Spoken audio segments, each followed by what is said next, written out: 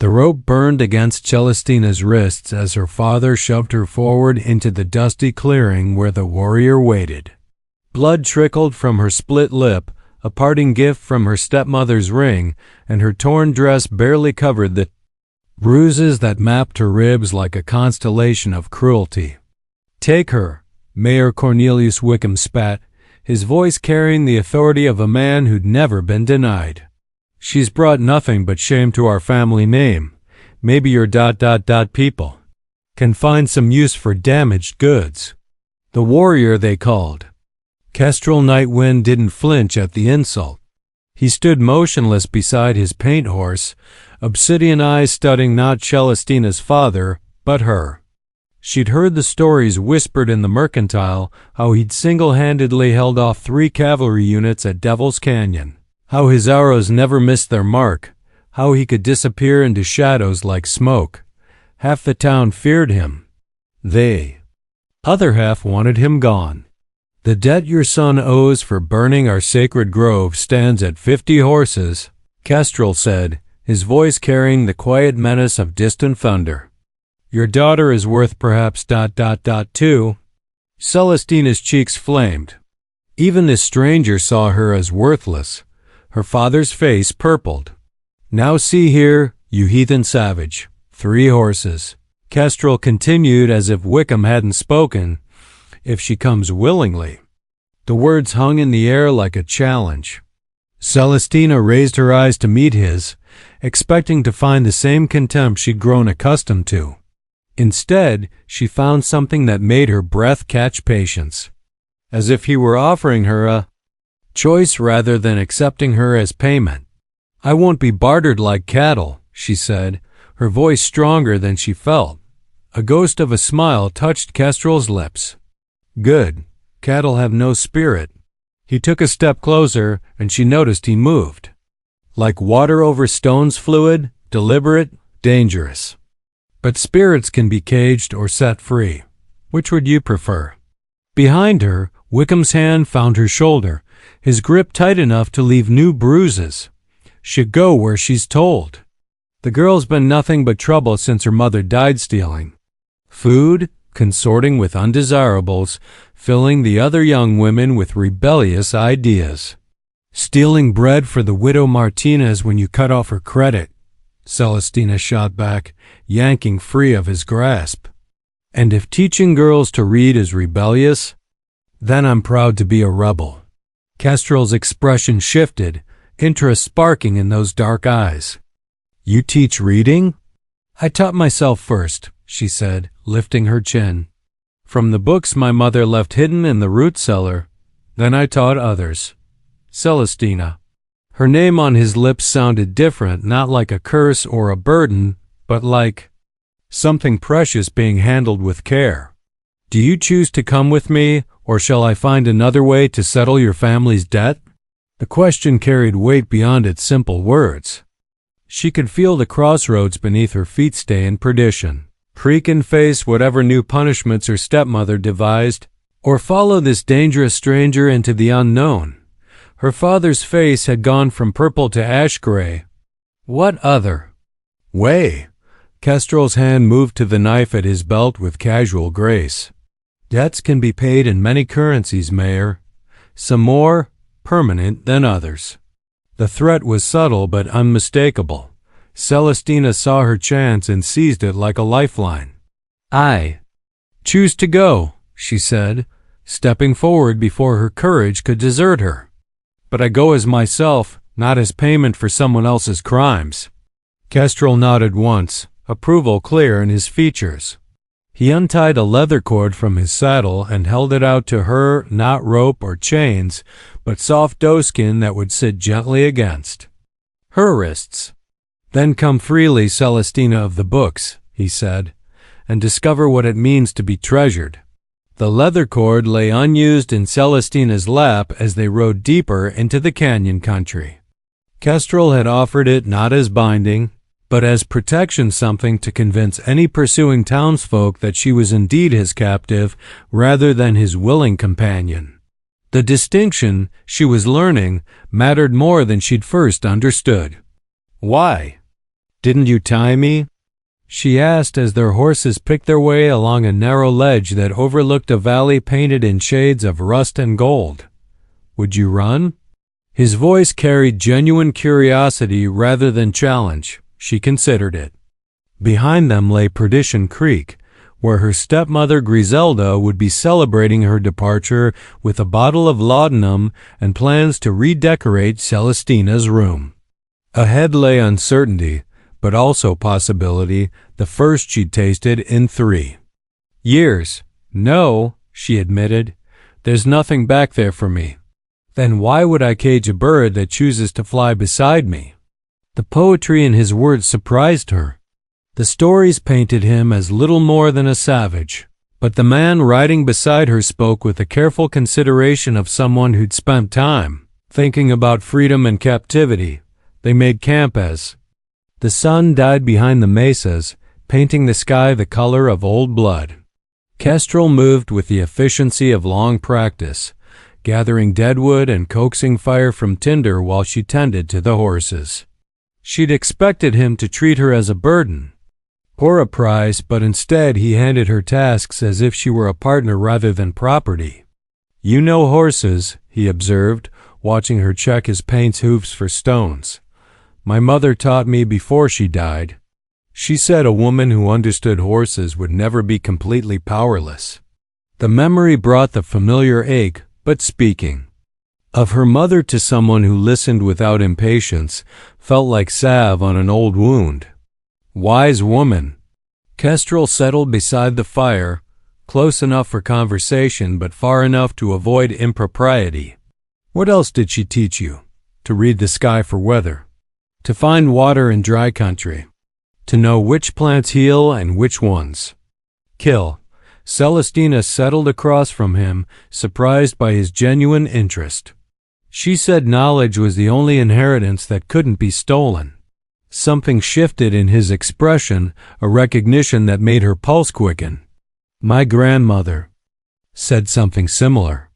She told me that stories live longer than the people who tell them. Do you have stories?" "Many." He stirred the fire with a long stick, sending sparks spiraling into the darkening sky. "Would you like to hear one?" She nodded, and he began to speak in that low, measured voice that seemed to pull words from the darkness itself. He told her about the first horse, born from lightning and wind, who chose to carry humans not out of subservience but from curiosity about their dreams. His story painted pictures in her mind more vivid than any book she'd read.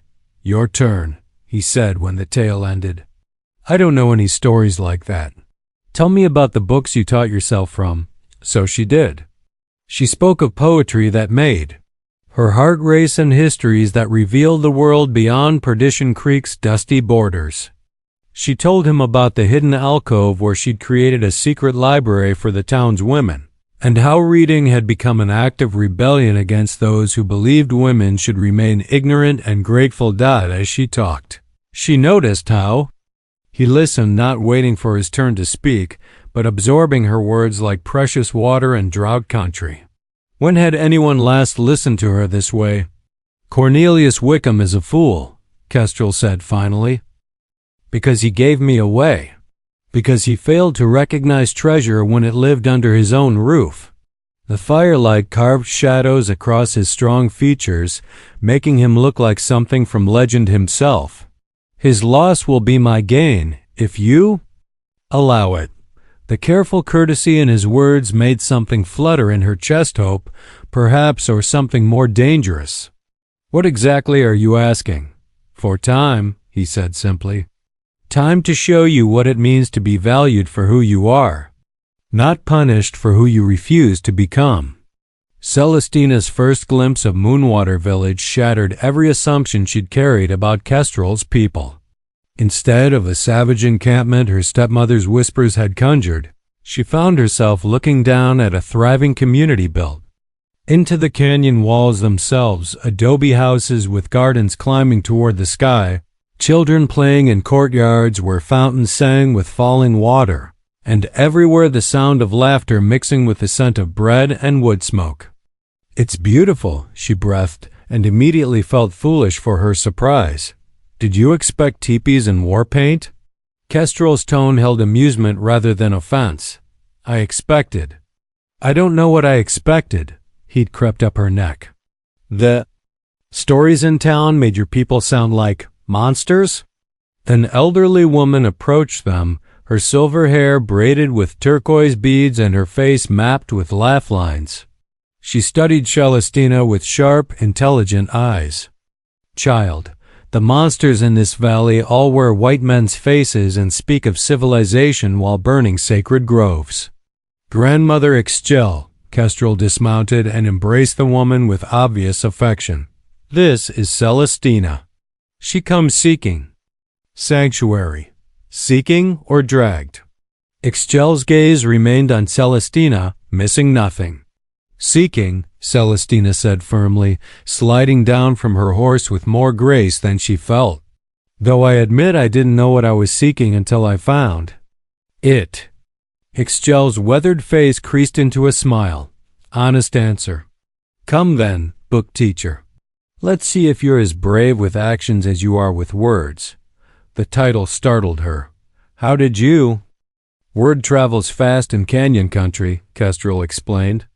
"Especially word about a white woman brave enough to teach forbidden knowledge to miners' daughters." They led her through streets that seemed carved from living rock, past workshops where artisans shaped silver and clay, through market squares where the air hummed with conversations in Spanish, English, and languages she didn't recognize. Everywhere she looked, she saw something that challenged the narrow world she'd known: children of different colors playing together, women who moved with the confidence of those who'd never been told to make themselves small, men who worked alongside, women without assumption of superiority. "This is impossible," she whispered. "Why?" Ixchel asked. "Because we don't hate each other based on the color of our skin? Because we share resources instead of hoarding them? Because we believe women have minds worth cultivating? Because it's everything I dreamed civilization could be, but was told it never could." Kestrel's house sat carved into the canyon wall itself, its rooms opening onto terraced gardens where vegetables grew in impossible abundance.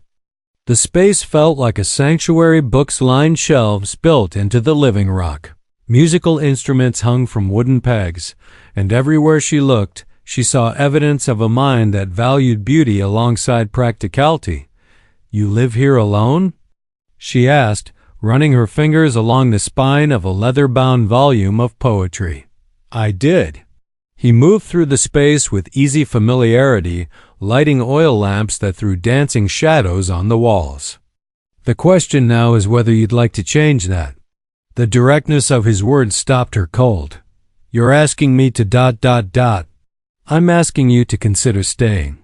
Not as payment for your father's debt, not as a captive or a curiosity, but as yourself." He turned to face her, and the lamplight revealed something vulnerable in his expression. "I'm asking you to let me court you properly, Celestina. To see if what I've felt growing between us these past days is real enough to build a life on." The butterflies in her stomach transformed into something more substantial, a warmth that spread from her chest to her fingertips. "What if I'm not ready? What if I need time to become someone worth courting?" "You already are," he said simply. "You were worth courting the moment you chose courage over comfort back in that dusty clearing. You were worth courting when you stood up to your father for the widow Martinez. You were worth courting when you risked punishment to teach other women to read. And if I say yes, what then? Then we take it one day at a time and see what kind of treasure we can build together." Celestina woke to the sound of water falling and the scent of coffee brewing over an open fire. Through the carved window of her guest chamber, she could see Kestrel tending to breakfast in the garden below, his movements economical and sure as he worked. 3 weeks in Moonwater Village had shown her a side of life she'd never imagined possible, but it was these quiet morning moments that affected her most, the gentle domesticity of a man who treated cooking not as women's work but as an act of care. "Good morning," she called down, and smiled when he looked up with that expression of pleased surprise that suggested he still couldn't quite believe she'd chosen to stay. "Morning, book teacher. Coffee's almost ready." She'd grown to love that title, the way it acknowledged both her past and her present. Here in the village, teaching came naturally. Women gathered in Ixchel's courtyard each afternoon, eager to learn letters and numbers while their children played at their feet. No one whispered about impropriety or questioned whether female minds were capable of learning. Knowledge was simply shared, like water from a well. Valdez brought news from the valley, Kestrel said when she joined him beside the small fire. His voice carried a careful neutrality that immediately put her on guard. "What kind of news?" "Your stepmother has been telling anyone who'll listen that you were kidnapped by savages. She's trying to convince the territorial marshal to organize a rescue." He handed her a tin cup of coffee, their fingers brushing in the exchange. "Apparently, your tragic fate has made you quite the sympathetic figure." Celestina nearly choked on her coffee. "Griselda sympathetic? The woman who used to lock me in the root cellar when I displeased her? Grief can make saints of sinners, especially when there's property involved." Kestrel's tone remained light, but she caught the tension in his shoulders. "Without you there to contest it, she's been managing your mother's estate. That hidden library of yours has been discovered and burned." The news hit her like a physical blow. Those books had been her lifeline, her secret rebellion, her gift to the other women of Perdition Creek. All of them. According to Valdez, yes. She claims they were evidence of your corruption by heathen influences. Rage flared in her chest, hot and clean. "Those weren't my books to lose. I had promised them to." She stopped, overwhelmed by the magnitude of what had been destroyed. "The women who were learning to read, what will they do now?" "The same thing you did," Kestrel said gently. "Find another way." She looked at him sharply and found understanding in his dark eyes. "You have an idea. I have a proposal." He set down his coffee and turned to face her fully. "Moonwater Village has been talking about establishing a school. Ixchel believes education should be available to all our children, not just the boys who show warrior potential. We need a teacher." "You're offering me a job?" "I'm offering you a purpose. A chance to build something larger than what you lost." His voice dropped, becoming more intimate. "And I'm asking if you'd like to build it with me, as partners." The word hung between them, heavy with possibility. These weeks of careful courtship had shown her glimpses of what partnership could mean: shared decisions, mutual respect, conversations that lasted deep into the night. But accepting would mean letting go of any possibility of returning to the fin, to the Varn, to the bay. Life she'd known, however flawed, had been. "The territorial marshal," she said, "if he comes looking for me, will find a woman who chose her own path." Kestrel reached for her hand, his calloused fingers gentle against her skin. "But only if that's what you want. I won't ask you to stay for my sake, Celestina. Only for your own." She studied his face in the morning light, the high cheekbones, the patient eyes, the mouth that spoke poetry and promises with equal sincerity. When had she stopped seeing him as a stranger and started seeing him as home? "Yes," she said, the word escaping before she could second-guess herself. "To all of it. The school, the partnership, the building something together."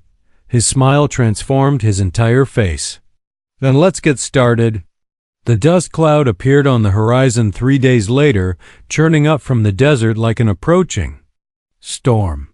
Celestina shaded her eyes against the morning sun and counted at least a dozen riders, too many to be traders, too organized to be drifters. Her stomach clenched with recognition even before Kestrel appeared beside her on the watchtower. "The territorial marshal?" she asked. "Marshal Crawford and his deputies, plus what looks like half the men from Perdition Creek." His voice remained Calm, but she noticed how his hand had moved instinctively to the knife at his belt. Including your father. The words hit her like cold water. After 4 weeks of peace, of building something beautiful with the school and her growing relationship with Kestrel, the outside world had finally come calling. Below them, the village began its practiced response to unwelcome visitors. Children disappeared into hidden passages. Valuable items were secured, and the adults arranged themselves in defensive positions that looked casual but weren't. What do they want? She asked, though she already knew. You. Kestrel turned to face her, his expression serious. The question is what you want to do about it. Celestina's mind raced through possibilities. She could hide, let the villagers claim ignorance of her whereabouts. She could run deeper into the canyon country where even Crawford's men wouldn't follow. Or she could face this confrontation head-on and deal with the consequences. They burned. My library, she said quietly. Yes, they're here to drag me back to a life that was killing me piece by piece. Yes, and they'll use whatever force they think necessary to do it. Kestrel nodded grimly. Crawford's not known for gentle methods, especially when dealing with my people. She thought of the children in her classes, of the women who'd been learning to write their own names, of the life she'd been building here in Moonwater Village. Then she thought of Griselda's satisfied smile when she'd been sent away, of the years of small cruelties and deliberate diminishment she'd endured. I'm going down there, she decided.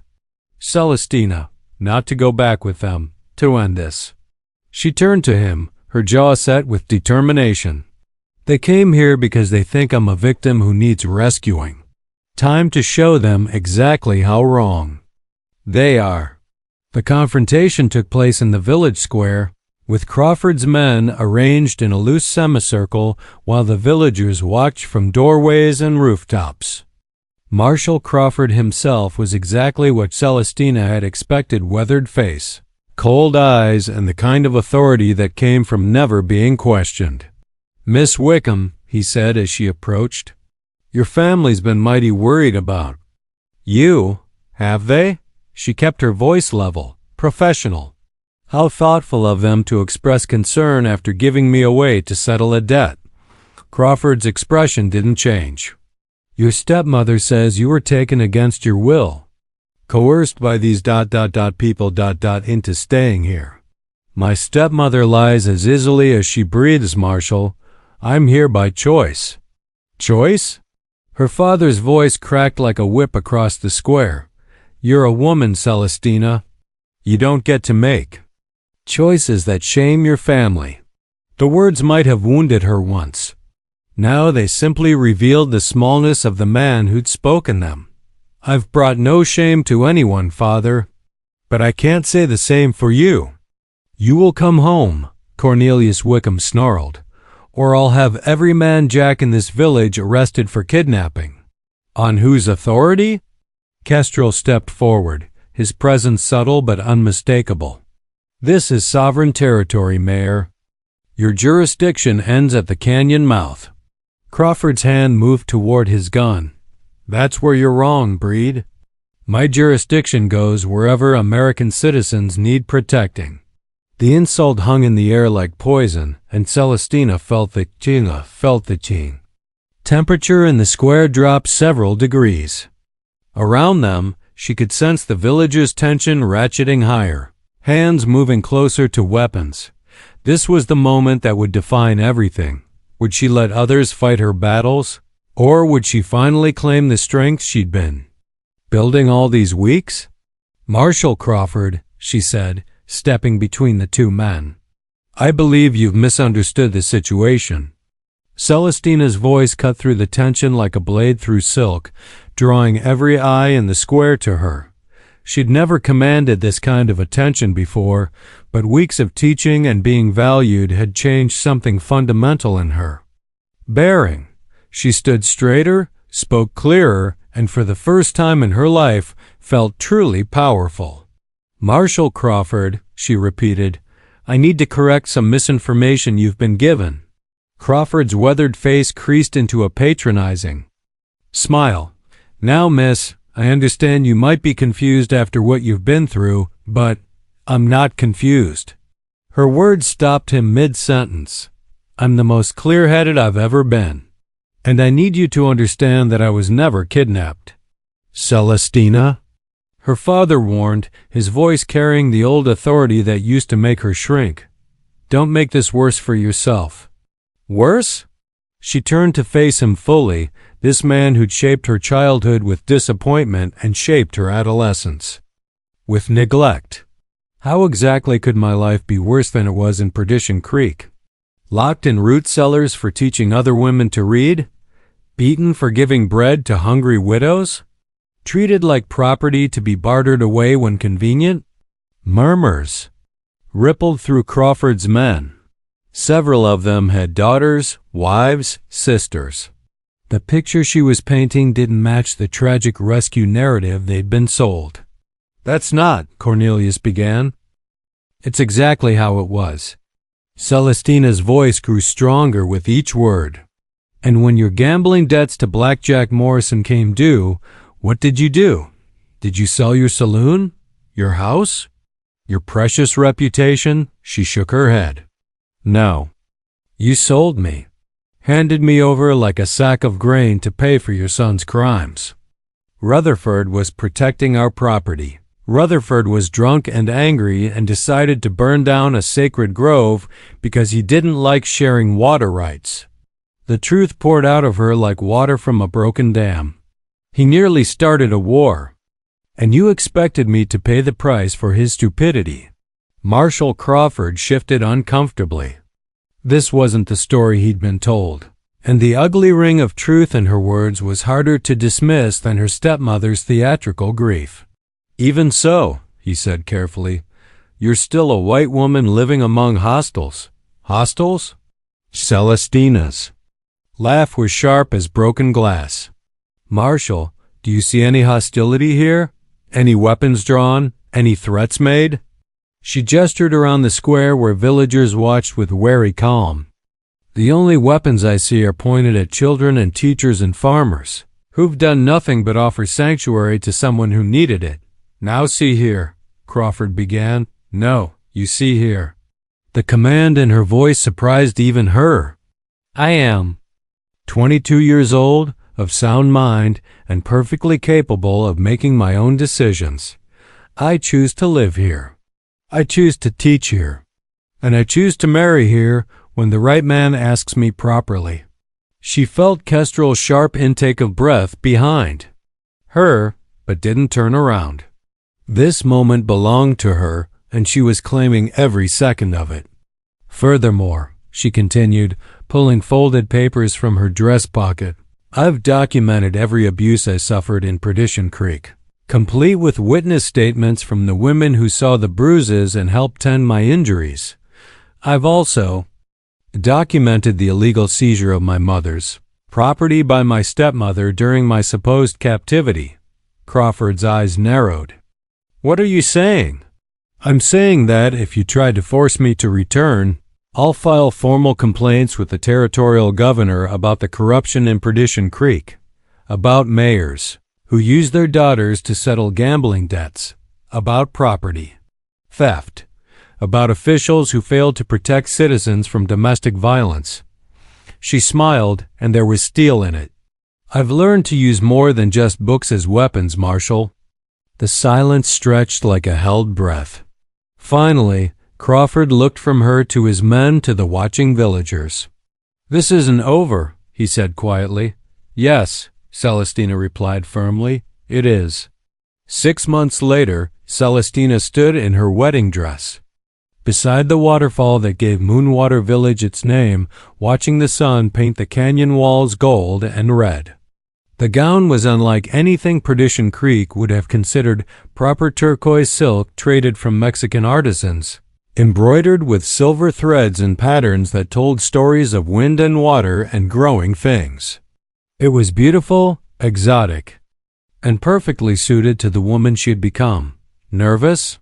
Ixchel asked, adjusting the crown of desert flowers that held Celestina's veil in place. Terrified, Celestina admitted, but the good kind of terrified.